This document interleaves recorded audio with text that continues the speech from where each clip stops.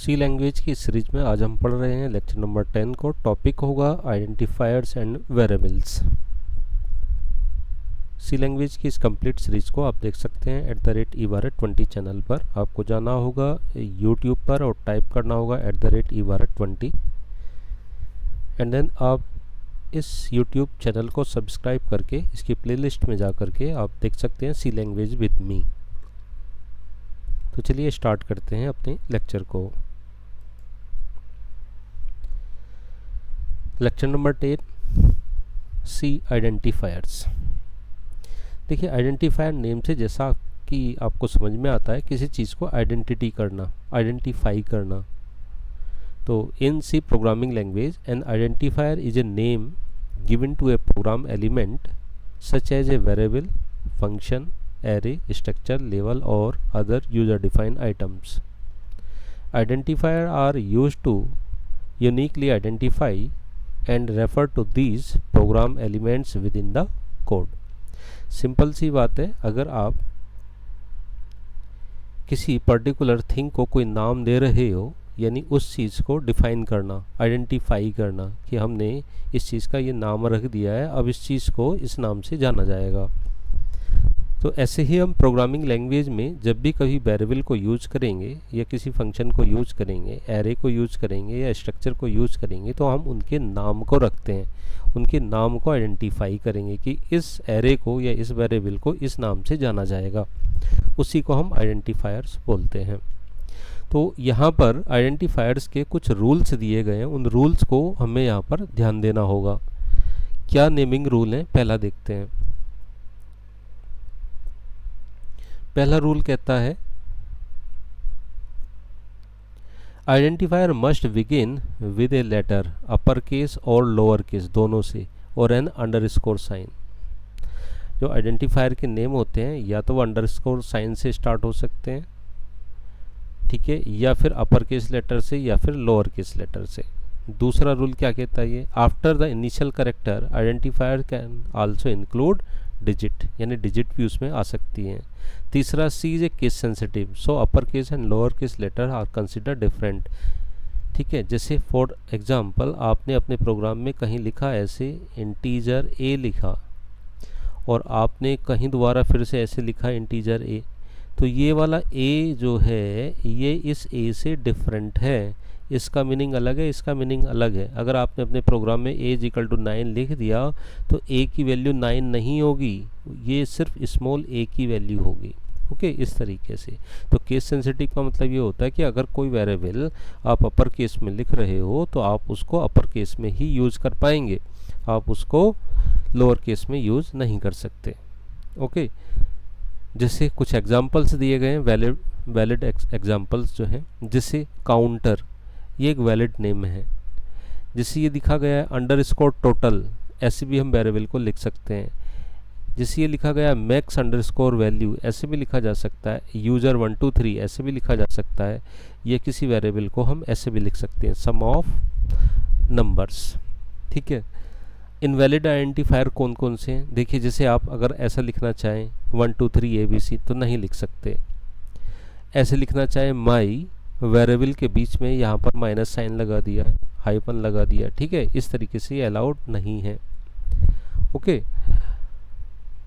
Break a reserved keyword है, my dot variable आप नहीं लिख सकते, contains a period which is not allowed. तो वेरिएबल का जो नेम है वो वैलिड होना चाहिए। रिजर्व वर्ड्स को आप अपने वेरिएबल में यूज नहीं कर सकते। जैसे आपने लिख दिया इंटीजर या फोर या इफ़ या वाइल, कहीं आप अपने प्रोग्राम में ऐसे लिख सकते हो इंटीजर = 10, मतलब 10 की वैल्यू इंटीजर है, उस इंटीजर की वैल्यू 10 है। या कहीं आपने ऐसे लिख दिया इफ़ = 25 जी, ऐसे हम नहीं लिख सकते। यानी जितने रिजर्व कीवर्ड होते हैं उनको हम एज ए वेरिएबल नेम या फंक्शन नेम या एरे नेम नहीं यूज कर सकते। लेंथ लिमिटेशन ये डिपेंड करता है आपके कंपाइलर के ऊपर, ठीक है, इस तरीके से। तो the C standard does not specify a maximum length for identifier but most compiler have practical limits. It is generally a good practice to keep identifier reasonable, short meaning और फॉर रीडेबिलिटी। देखिए ये यहाँ पर ये कह रहा है कि आप जब भी अपने प्रोग्राम में किसी वेरिएबल का नाम रखोगे तो वो नाम जो है उस वेरिएबल से रिलेटेड होना चाहिए। जैसे आपने कहा कि मुझे सम करना है 10 नंबर का, तो 10 नंबरों को जोड़ना है, तो जोड़ने से रिलेटेड एक टर्म आती है सम। तो सम नाम का वेरिएबल अगर आप डिफाइन करेंगे तो ज़्यादा अच्छा होगा। जैसे 10 नंबर का सम करना है, 1 2 + 3 अप टू ऐसे करके 10 नंबर का सम करना है, और इनका जो सम आएगा, क्या आप उस सम को रवि में स्टोर कर सकते हो? जी हाँ, कर तो सकते हैं, लेकिन रवि नाम से तो किसी बच्चे का नाम जाना जा रहा है। अगर मैं इसके आगे ऐसे लिखूं सम इज इक्वल टू 1 + 2 + 3 ऐसे करके +10, तो इस सम नाम से ये समझ में आ रहा है कि ये किसी का एडिशन है। तो जब भी हम किसी वेरिएबल में, जब भी हम किसी प्रोग्राम में वेरिएबल को लिखते हैं तो वो वेरिएबल उस थिंग से रिलेटेड होना चाहिए, इसका मतलब ये है। Okay, now here are some example of high identifier are used in C. जैसे हम आइडेंटिफायर को यूज कर सकते हैं वेरिएबल डिक्लेरेशन में, वेरिएबल को डिक्लेयर करने में हम आइडेंटिफायर को यूज कर सकते हैं। जैसे एग्जांपल लिखा गया इंटीजर सम। आइडेंटिफायर का यूज कर सकते हैं फंक्शन डिक्लेयर करने में, डिक्लेरेशन में फंक्शन को डिक्लेयर करने में हम आइडेंटिफायर का यूज कर सकते हैं। जैसे एग्जांपल लिखा गया ये void calculate sum int a, int b। Identifier का यूज कर सकते हैं हम एरे को डिक्लेयर करने में, जैसे ये लिखा गया है इंट स्कोर 10। ठीक है, स्ट्रक्चर के डिक्लेरेशन में भी हम आइडेंटिफायर का यूज कर सकते हैं। ओके, इस तरीके से। तो उम्मीद करता हूँ ये जो आइडेंटिफायर्स हैं ये आपको समझ में आ गए होंगे। आइडेंटिफायर का मतलब किसी चीज़ को आइडेंटिफाई करना, ठीक है। और आइडेंटिफाई किसको करेंगे हम? या तो वेरिएबल को करेंगे, या फिर एरे को करेंगे, स्ट्रक्चर को करेंगे, फंक्शन को करेंगे, ठीक है, या और भी चीज़ें हैं, उन चीज़ को हम आइडेंटिफाई करते हैं। तो इन सभी को हम क्या बोलते हैं? आइडेंटिफायर्स। तो आइडेंटिफायर्स को डिक्लेयर करने से, आइडेंटिफायर जब हम किसी चीज़ का लिखते हैं तो उसके कुछ रूल्स होते हैं। वो रूल्स हमने यहाँ पर देख लिए कि रूल्स में क्या है कि हम लोअर केस लेटर या अपर केस लेटर से किसी आइडेंटिफायर के नेम को स्टार्ट कर सकते हैं या अंडरस्कोर साइन से स्टार्ट कर सकते हैं। दूसरा रूल ये बताया था कि आइडेंटिफायर में डिजिट का भी यूज कर सकते हैं, लेकिन फर्स्ट जो लेटर होता है वो या तो अपर केस होगा या लोअर केस होगा या अंडरस्कोर होगा। उसके बाद आप 0 से लेकर 9 तक के डिजिट यूज कर सकते हैं। तीसरा इसमें ये बताया था सी लैंग्वेज जो है वो केस सेंसिटिव होती है, यानी अपर केस और lower case letter both are different. तो ये चीज़ें आपको समझ में आ गई होंगी। नाउ बात करते हैं सी वेरिएबल्स को। वेरिएबल्स क्या होते हैं? तो चलिए समझते हैं वेरिएबल्स। इम्पोर्टेंट टॉपिक है वेरिएबल, तो समझते हैं। अब देखिए, हम ये सभी जानते हैं कि कंप्यूटर में जब भी हम कोई प्रोग्राम लिखते हैं, तो जैसे एक सिंपल सा प्रोग्राम मैंने लिखा x = 10 ऐसे लिख दिया, ठीक है, ट्राई टू अंडरस्टैंड ऐसे लिख दिया मैंने, x = 10, y = 20, और मैंने लिखा z = x + y। सिंपल सा है, लेकिन कंप्यूटर में क्या होगा कि सबसे पहले जो x की वैल्यू 10 है ये कहीं मेमोरी में जाएगी। तो हमारा जो मेमोरी सेल होता है वो कुछ इस तरीके से होगा, ठीक है। ड्राइंग मेरी अच्छी नहीं है तो आप ध्यान दीजिए। मेमोरी कुछ इस तरीके की होगी, ठीक है। मेमोरी में ये ब्लॉक्स बने हुए होंगे इस तरीके से।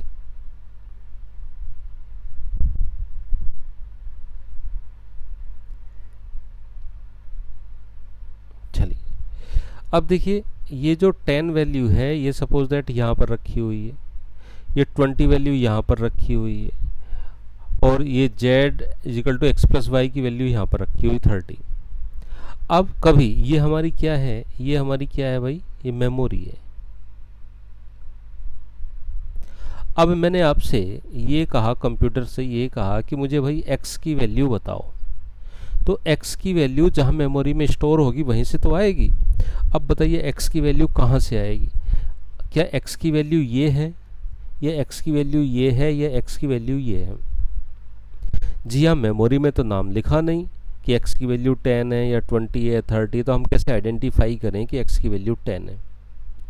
तो भाई होगा क्या, ये जो ब्लॉक बने हुए हैं इस ब्लॉक का एक नाम दिया जाएगा और उस नाम को हम क्या कह रहे हैं, x है।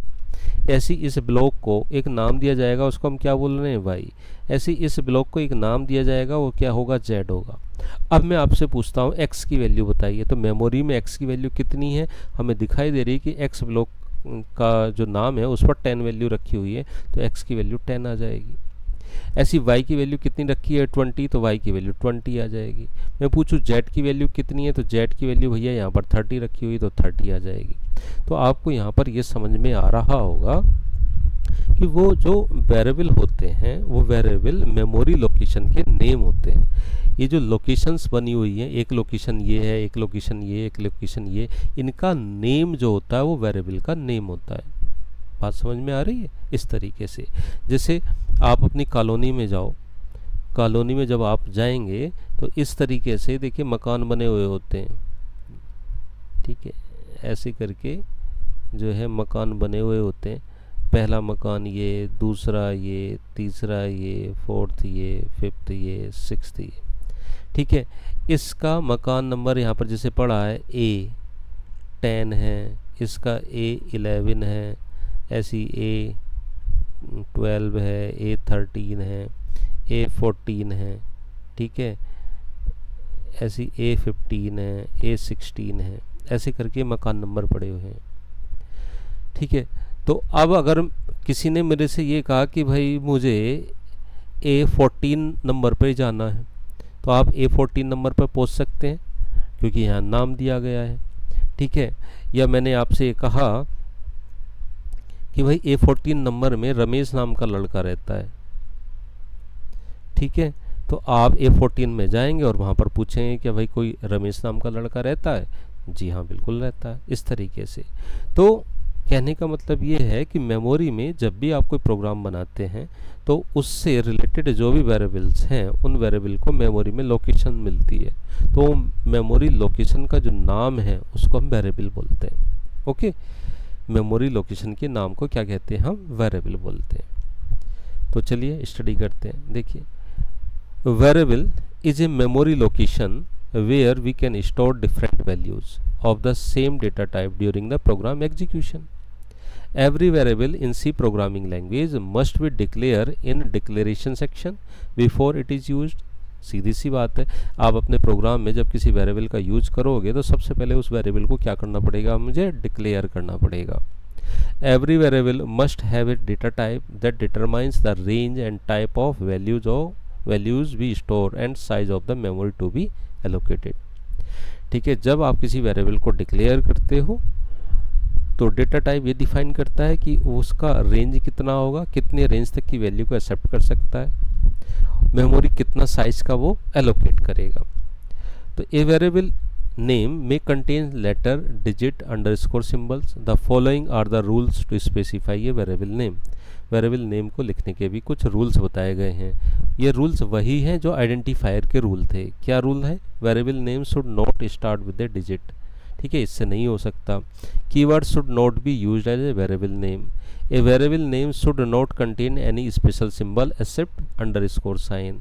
ए variable name can be of any length but compiler consider only first 31 character of the variable name।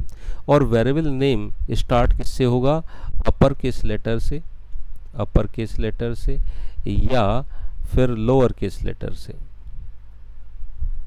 ठीक है, या फिर अंडरस्कोर साइन से, इन तीनों से स्टार्ट हो सकता है।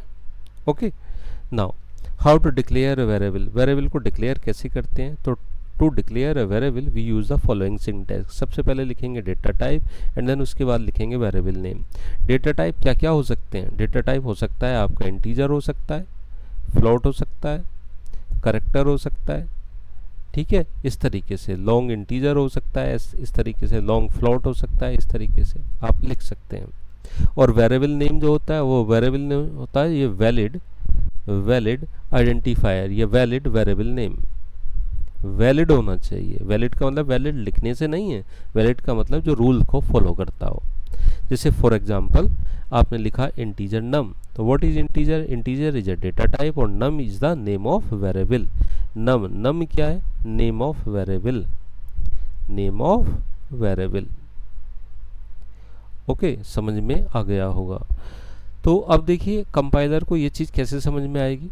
द अबव डिक्लेरेशन टेल्स, ये वाला जो डिक्लेरेशन है इसको डिक्लेरेशन बोलते हैं। The above declaration tells to the compiler that allocates 2 bytes of memory with the name number, with the name number, number है ना ये नम को number, and allows only integer value into the memory location. Okay, अब how to assign a value to a variable. Next question ये आता है कि हम वेरिएबल को कैसे वैल्यू असाइन करें। तो सबसे पहले वैल्यू असाइन करने से पहले उसको डिक्लेयर करना होगा।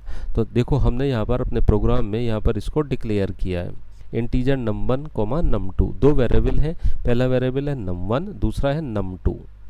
अब इनको num1 और num2 को वैल्यू असाइन करानी है, तो मैं ऐसे लिख सकता हूँ num1 इज इक्वल टू 10 और num2 is equal to 30। Okay, इस तरीके से। अगर आप बात सिंटैक्स की करें तो सिंटैक्स इसका सिंपल है, क्या है? Variable name is equal to value.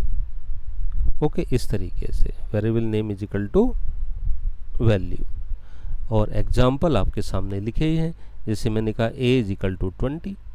तो a क्या है? What is a? a is the name of the variable. But ये जो a है सबसे पहले डिक्लेयर होना चाहिए। तो डिक्लेयर करने के लिए आप क्या लिखोगे? इंटीजर a, इस तरीके से कि हमने मेमोरी में सबसे पहले इसको डिक्लेयर कर दिया, अब हम इसकी वैल्यू को यहाँ पर असाइन करा रहे हैं। तो how to assign a variable. Okay, अब एक छोटा सा प्रोग्राम देखते हैं कि हमने इसमें आइडेंटिफायर को कैसे यूज़ किया है और कैसे हमने यहाँ पर इसकी वैल्यू को लिखा है। तो देखिए, write a program in C language to add 2 integer number, ये हमें प्रोग्राम बनाना है। तो सबसे पहले हमने कौन सी लाइन लिखी है? हैश इंक्लूड stdio.h, फिर हैश इंक्लूड conio.h, फिर void main, फिर हमने यहाँ पर डिक्लेरेशन किया। ये क्या किया है? Declaration num1, num2 and then sum, 3 variable हमने यहाँ पर डिक्लेयर कर दिए। और तीनों वेरिएबल का टाइप क्या है? इंटीजर टाइप है। num1 को क्या वैल्यू असाइन करा दी? 10। num2 को क्या वैल्यू असाइन करा दी? 30। यानी num1 के पास 10 वैल्यू है और num2 के पास 30 वैल्यू है। तो जब ये आपने यहाँ पर डिक्लेयर किया तो ये मेमोरी में कुछ इस तरीके से डिक्लेयर हो गए होंगे भाई। ठीक है, मेमोरी में कुछ इस तरीके से डिक्लेयर हो गए होंगे। क्या कि num1 का एक ब्लॉक बना होगा ऐसी एक num2 का एक ब्लॉक बना होगा ऐसी यहाँ पर सम का एक ब्लॉक बन गया होगा। क्योंकि ये तीनों इंटीजर टाइप के हैं तो num1 को भी 2 बाइट की मेमोरी मिली होगी, num2 को भी और सम को भी। अब देखिए num1 के पास क्या वैल्यू है? 10, तो ये यहाँ जाके स्टोर हो गई होगी। num2 के पास क्या है? 30, तो यहाँ पर जाके स्टोर हो गई होगी। ओके, नाउ ये क्लियर स्क्रीन स्टेटमेंट है। Now sum is equal to num1 plus num2। तो ये क्या कह रहा है? जो सम नाम का वेरिएबल है, ये वाला जो सम नाम का वेरिएबल है, जो मेमोरी लोकेशन है, उसमें num1 प्लस num2 का एडिशन आएगा। तो num1 की वैल्यू कितनी है कि भैया मेमोरी में तो 10 रखी है, प्लस num2 की वैल्यू कितनी है? 30। तो 30 प्लस 10 कितना हो गया? 40। तो सम में कितना आ गया? 40। नाउ यहाँ पर हमने क्या किया है कि प्रिंट करिए sum of num1 and num2 is, sum को प्रिंट करिए। तो ये %d की जगह क्या प्रिंट हो जाता है? जो मेमोरी में वैल्यू रखी हुई है सम की। तो देखिए, जब आप इस प्रोग्राम को रन करते हो तो इसका आउटपुट क्या आ जाएगा? Sum of num1 and num2 is 40। तो ये था बच्चों आइडेंटिफायर एंड वेरिएबल्स, जो आपको अच्छे से समझ में आ गया होगा। ठीक है, ये इंपॉर्टेंट टॉपिक हैं। वेरिएबल हो गया, कांस्टेंट हो गया, ठीक है, ये सब चीज़ें इंपॉर्टेंट है। आप इसको याद रखिए, अच्छे से पढ़िए, अपनी तैयारी करिए। और इसके नोट्स आपको इसके डिस्क्रिप्शन बॉक्स में लिंक दिया गया होगा, आप वहाँ से इसको डाउनलोड कर सकते हैं। Thank you very much.